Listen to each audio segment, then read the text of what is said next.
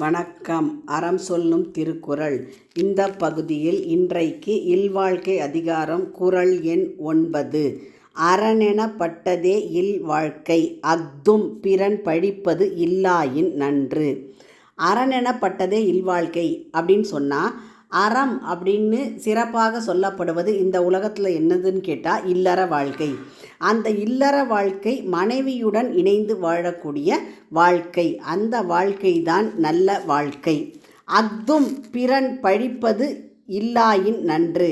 அஃதும் அப்படின்னா அப்படிப்பட்ட அந்த இல்லற வாழ்க்கையும் பிறரால் பழிக்கப்படுவதற்கு, அதாவது யாருமே எந்த விதமான குறையும் சொல்லாத அளவிற்கு அந்த இல்லற வாழ்க்கை நல்ல வாழ்க்கையாக அமையணும். அப்போ பிறர் குற்றம் சொல்ல இடமில்லாதவாறு தூய்மையாக இருந்தால் அது மிகவும் நல்லது. அப்போ என்ன கருத்தை இந்த குறள் வலியுறுத்துகிறது அப்படின்னு கேட்டால், அறம் என்பது இல்லறமே. அந்த இல்லறமும் பிறர் பழி சொல்லாதபடி அமைந்தால் மிகச்சிறப்பு.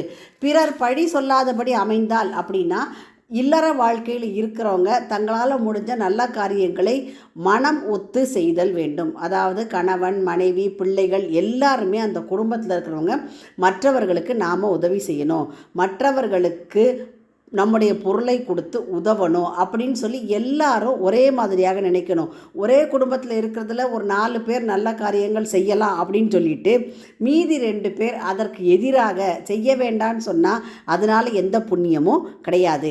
அப்போ இப்படி இந்த அறச்செயல்களை இல்லற வாழ்க்கையில் இருந்து நல்ல விதமாக செய்தவர்கள் அப்படின்னு பார்க்கும்போது, பாரிவள்ளல் தன்னுடைய மனைவியோடு இல்லறத்திலே இருந்து கொண்டு அறச்செயல்களை செய்தார் என்று வரலாறு கூறுகிறது. அப்போது குறளுடைய பொருளை பார்த்தோன்னா, அறம் என்று சிறப்பித்து சொல்லப்பட்டது இல்வாழ்க்கையே ஆகும். அதுவும் மற்றவன் பழிக்கும் குற்றம் இல்லாமல் விளங்கினால் மேலும் நன்மையாகும். இல்லறம்தான் அறம், நல்ல வாழ்க்கை. அதுவே அற வாழ்க்கை.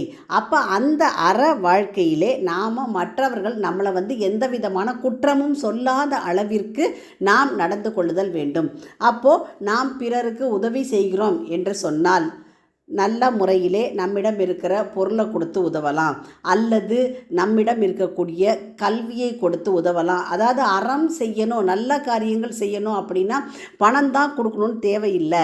நல்ல காரியங்கள் செய்வதற்கு நல்ல மனசு இருந்தால் போதும். அப்போ எந்த நேரத்தில் யாருக்கு உதவி தேவைப்படுகிறதோ அந்த நேரத்தில் போய் பார்த்து செய்தல் வேண்டும். சாதாரணமாக நம்ம சொல்லுவோம், ஒரு ரோட்டில் நடந்து போகிறவங்க அவங்களுக்கு திடீர்னு ஒரு மயக்கம் வரலாம், அங்கே மயக்கம் கீழே விழுந்துடலாம். அந்த சமயத்தில் நம்மக்கிட்ட இருக்கக்கூடிய தண்ணீர் பாட்டில் இருந்தால் அதை திறந்து அவங்களுடைய மயக்கத்தை தெளிய செய்து பக்கத்தில் இருக்கக்கூடிய கடையில் சோடா ஏதாவது வாங்கி கொடுத்து, அதுக்கப்புறம் அவங்க கொஞ்சம் இளைப்பாறின பிறகு அவங்கள ஒரு ஆட்டோ எதுலையாவது ஏற்றி அவங்க வீட்டுக்கு கொண்டு போய் விடுறது. இது ஒரு நல்ல அறச்செயல். அப்போ அறம் செய்வதற்கு பணம் தான் தேவை என்பது கிடையாது. அறம், நல்ல காரியம் செய்கிறதுக்கு நல்ல மனசு வேணும். யாரும் நம்மளை கூப்பிட்டு இதை செய்யுங்கன்னு சொல்ல வேண்டாம். நாமே முன்னாடி போய் நின்று நல்ல காரியங்கள் செய்தல் வேண்டும்.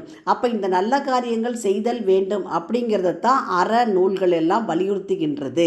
அப்போ கொன்றை வேந்தன்லையும் இல்லறம் அல்லது நல்லறம் அன்று, இல்லறத்தில் இருந்துட்டு தான் நல்ல காரியங்கள் செய்ய சொல்கிறார் ஔவையாரும். அதே தான் திருவள்ளுவர் சொல்கிறார். நம்ம சொல்லுவோம் சாதாரணமாக துறவு மேற்கொள்வது ரொம்ப கஷ்டமான காரியம் அப்படின்னு.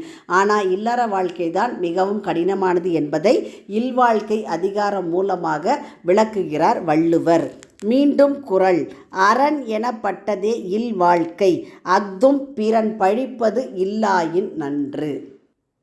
உங்கள் இல்ல குழந்தைகளின் மனதிலே தினம் ஒரு திருக்குறள் பதிய எங்கள் சேனலை சப்ஸ்கிரைப் பண்ணுங்கள், லைக் பண்ணுங்கள், ஷேர் பண்ணுங்கள், சப்ஸ்கிரைப் பண்ணுங்கள், கமெண்ட் பண்ணுங்கள். நன்றி.